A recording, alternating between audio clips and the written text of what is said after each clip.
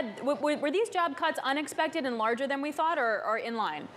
Certainly expected. My colleagues and I reported last week they were coming right in the thousands. I would say 10,000 is deeper than sources had kind of steered us towards.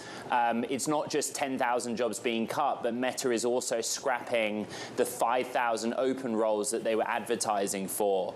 And you go really quickly to the question of why, right? And then in there buried and in the regulatory filing is they've lowered their expenses forecast for this year to a range of $86 to $92 billion. So clearly they needed to go deeper to reduce that cash burn and spend while the world around them changes.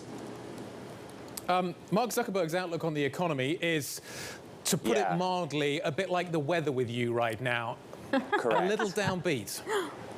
A little downbeat. I mean, and when it rains, it pours, or whatever you want to say. I mean, he's basically citing higher interest rates. He's citing a leaner economy. He's citing geopolitical tensions. But for me, the really interesting part of that statement is saying that increased regulatory scrutiny of technology is resulting in slower growth. I think that's something we need to look into, which was as a part of his statement.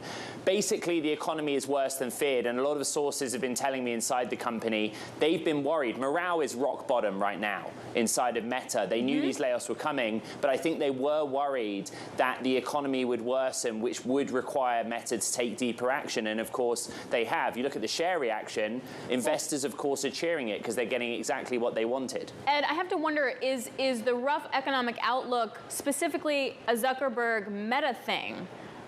Versus a broader economic outlook thing, in that it doesn't necessarily mean that this is the bottom then? Well, when we go back to that OPEX or expenses reduction, BI are very quick to point out that it's likely to be focused around R&D, in other words, reduced R&D spending.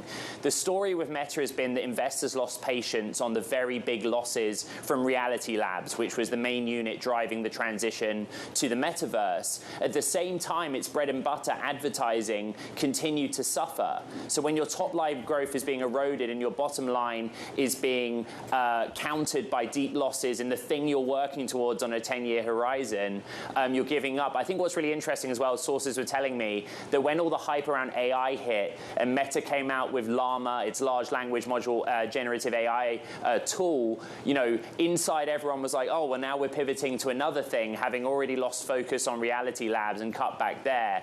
But I think this is just the broader reality facing the company. And to Guy's point in the statement on the economy, Zuckerberg says he expects the economic situation to last for, quote, many years, which gives you a sense of how long the Meta's bracing for.